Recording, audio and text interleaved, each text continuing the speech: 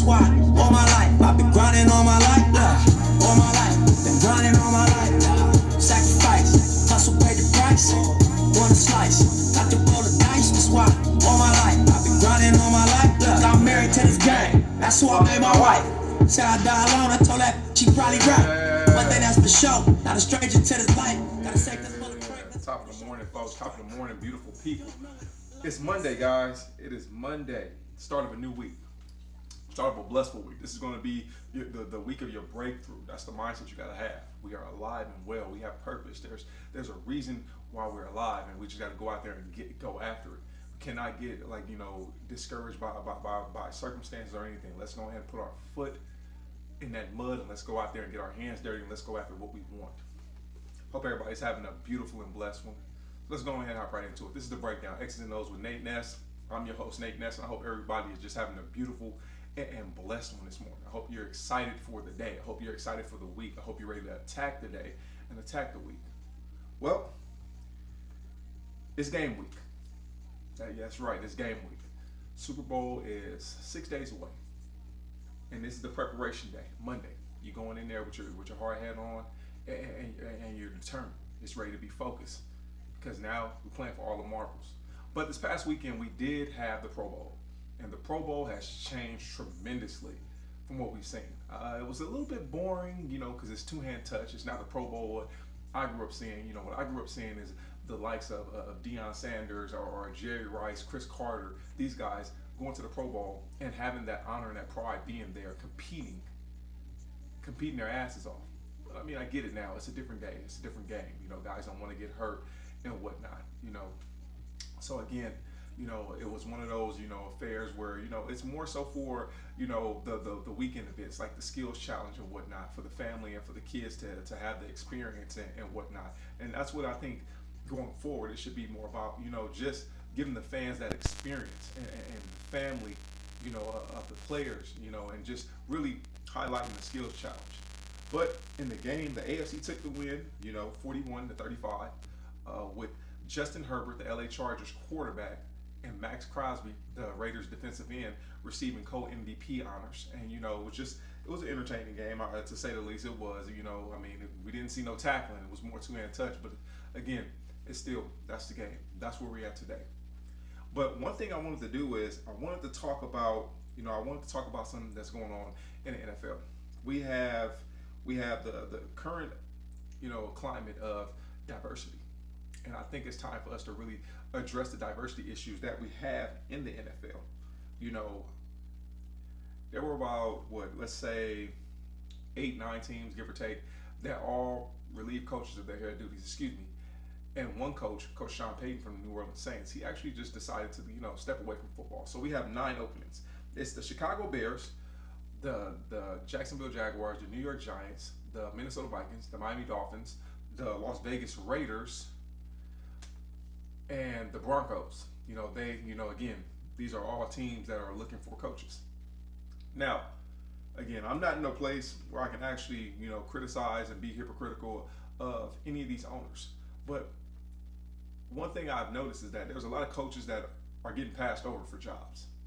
A lot of coaches have getting passed over for jobs, and how it is sitting right now that the Steelers will be the only team going into the 2022 season, 2022-2023 season with one minority head coach, and that's Mike Tomlin. Now, former Miami Dolphins head coach Brian Flores has sued the NFL and 3 teams, on the basis of racism. It's a lot of stuff that goes on, and I'm not saying this to antagonize anybody. I'm not saying this to really get anybody riled up. But we got to tell it what it is. You got to tell it how it is. I'm a straight shooter. And one thing Bill Parcells had told me coming into this game is that, you get more respect when you're blunt with people, Nate. Can't take it personal because the truth, it doesn't feel good at times. But it's still the truth, and you'll respect the individual much more if they give it to you straight up.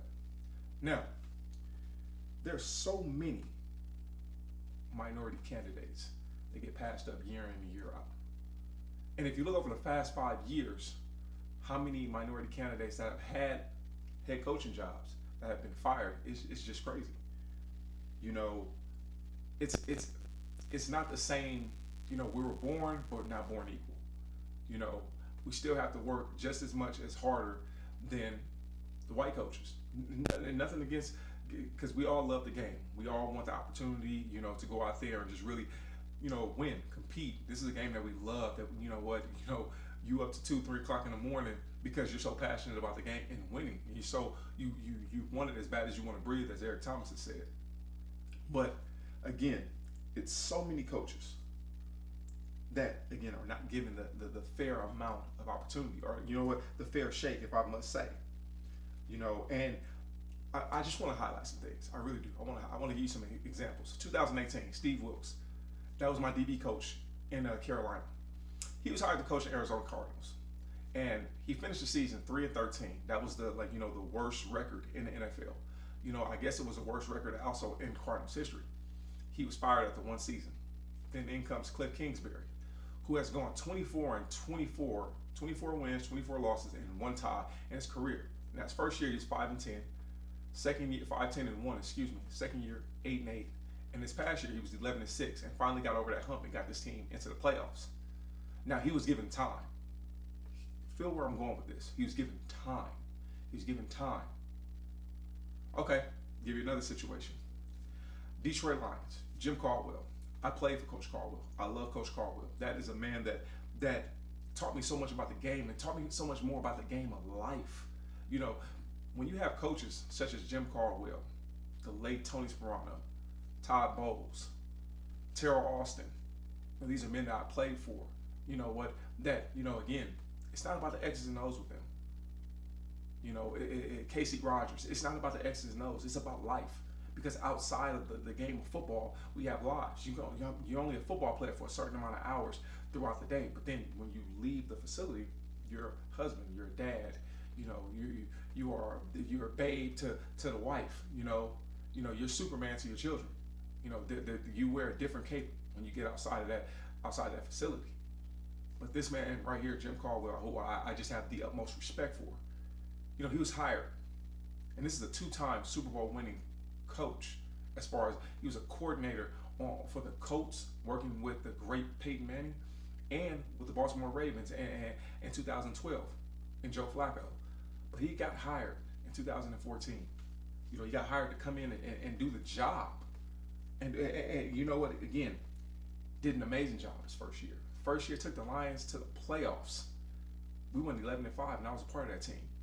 Now, Jim finished his Lions career with a record of 36-28. And out of the 4 years that he was on that team, he took the Lions to the playoffs 2 different occasions. But after the 2017 season, after a 9-7 year, again, he had a winning record 3 out of the 4 years he was there. He was fired for Matt Patricia, the defensive coordinator for the New England Patriots. And the New England Patriots had just came off of winning a Super Bowl. Again, nothing against the Patriots, nothing against Coach Patricia. Great defensive mind. But here where I'm going, white male.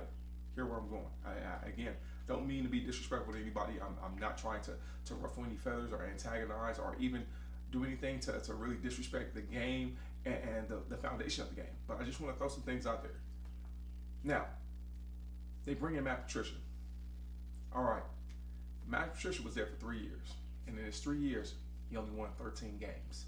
Now, there's a big, again, 13 games. Jim Caldwell in 4 years won 36 games. Went to the playoffs on 2 different occasions. 3 out of 4 years had a winning record. Matt Patricia comes in. He doesn't get the job done. But you let a man go that had success and was really turning the team around.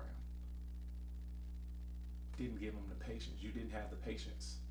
You wanted to hurry up. You felt as if, again, you hire a coach from the Bill Belichick coaching tree, and this guy is amazing.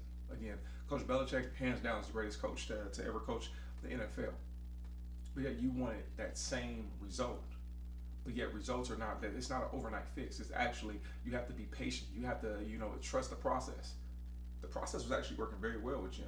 You out of 4 years, you go to the playoffs 2 different times. You got to trust the process. But you get him out of there, and you haven't been to the playoffs since. I mean, nothing has been right since Jim has left. Okay, let's go somewhere else. David Culley with Houston, Texas. He was fired after his first season, after going 4-13. And there was so many, there's so many things that went wrong with his first year coaching. Number one, you don't have your franchise quarterback, Deshaun Watson, who's dealing with some legal issues. So you had to play, Russian roulette at quarterbacks. You wasn't given a fair opportunity, especially how Bill O'Brien had left the team, trading away some of his most valuable assets and Woodforth. And you had to start from scratch. You had to, it was a rebuild. If it's a rebuild, it's not going to happen overnight. But you fired this man after going 4-13. And it was circumstances that he really couldn't control. Now, the latest coach, Brian Flores. Now, Coach Flo, again, coming from that New England coaching tree. Amazing man. Amazing man. You can tell that those players played for that man. They loved that man. They respected him. They revered him. 3 years. 3 years there.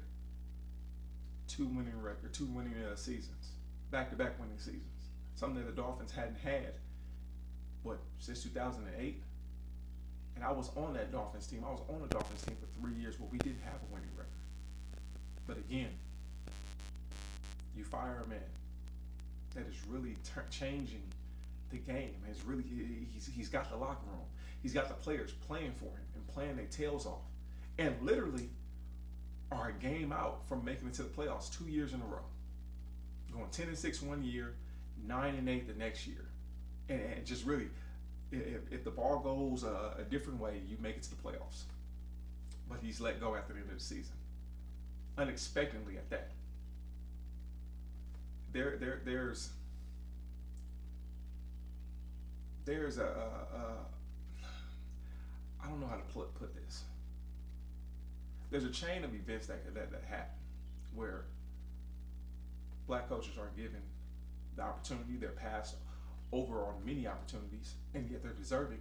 Not to say that these coaches that were hired aren't deserving. Yet there are a lot of minority candidates that are deserving of opportunities, but yet they get looked over.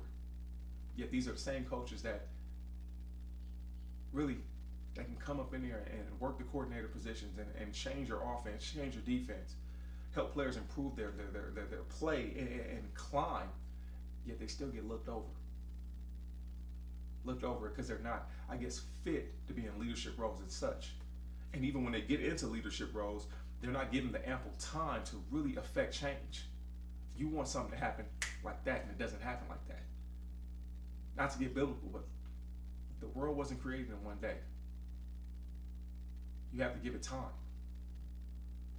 But you see so many coaches that are given opportunities. And it's like they recycle coaches at times. Given opportunities to have 3-4 years of mediocrity and underachieve. Yet, the minute a minority coach has 1 year of struggle or whatnot, he's not given that same benefit of the doubt. There's a problem in itself. I'm gonna tell you guys some coordinators right now. Eric Bieniemy, the amazing offensive coordinator for the Kansas City Chiefs. You've seen what this Kansas City offense has done under his tutelage. Patrick Mahomes, the MVP Patrick Mahomes, what he's done with that offense and those players. He got looked over again. Let's go ahead and go to a mentor of mine and former coach, Todd Bowles, defensive coordinator for the Tampa Bay Buccaneers. And last year in the Super Bowl, Todd Bowles did something that no team could do in the NFL, and that was to make Patrick Mahomes and that offense look mortal, look basic. Still gets looked over. This is a defending Super Bowl. The two guys I just mentioned, these are Super Bowl coordinators.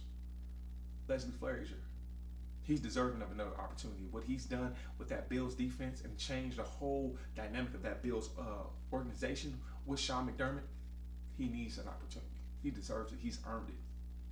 Byron Leftwich, offensive coordinator for the Tampa Bay Buccaneers, who just really, again, Super Bowl winning offensive coordinator, and did some amazing things with the greatest quarterback of all time, Tom Brady, and the pieces on that offense. But yet he gets looked over again. It's a consistent trend. Yeah, we hear the things that Roger Goodell is speaking, talking about the diversity issue in the NFL. I mean, I don't mean to sound blunt. I don't mean to sound rude. I don't mean to sound just vague. but it goes through one ear and out the other. Those are words. The words, again, words that don't have no action and with no action, those words have no merit. But again, this is an ongoing issue. I'm hoping that it can get fixed. But there's a class action right now with Coach Flores with something that I mean, again, being a former player that I'm so embarrassed to even speak on. Again, being told that he would get paid $100,000 to lose games. That's the integrity of the game that I love. The integrity of the game that a lot of billions of fans watch and just love. You attack the players' integrity, the players that you pay to go out there and compete. But again, this is something that's been going on again, and I'm very, very. I commend Brian Flores for being brave enough to really, say no. That's it. I'm tired. Again, this is not going to keep going on, and I commend Coach Flores. But there's a time right now where things need to change. The narrative, the dynamic needs to change. Men need to be given opportunities, especially opportunities that are earned. For years, guys have continued to get looked over, and that trend needs to stop. And when you get guys and you give them the opportunity, give them an opportunity to really fulfill and see the plan go through. Hey, sometimes it doesn't work. Yeah, understandably so. But give them an opportunity to grow. Give them the opportunity to really affect and reach the players that you're in the locker room. I mean, everybody needs this whole thing needs to change, because again, only having one minority coach, that's unacceptable. That's unacceptable when the league is the NFL is 80 to 85% black athletes. Something needs to change. Something in this dynamic and this needs to change, because diversity in the NFL, I mean, it's good song and dance, but where's the action? So again, I apologize if I offended anybody. That wasn't my intent by any stretch of the imagination. But it's time for it's time for change. It's time for, action to be behind words. I seen the memo with Roger Goodell speaking on diversity issues. I seen the memo. I partook in a lot of the diversity internships that the NFL offers its former players. Yes, they're amazing programs, but yet there needs to be action behind this. This is not something that you can just speak to pacify and to cater to somebody, to just really, okay, we're going to do A, B, and C, but you don't go through A, B, and C. So, that's just my tidbit, just me just expressing myself, again, love the game, love the direction of the game. Yet it's time for, it's time for, I guess you can say, change to occur. And the only way change can occur is if, people are transparent, people are willing and open, and opportunities are given. So, thank you guys again for hanging out with me. Thank you guys for supporting me. This has just been a beautiful and blissful year.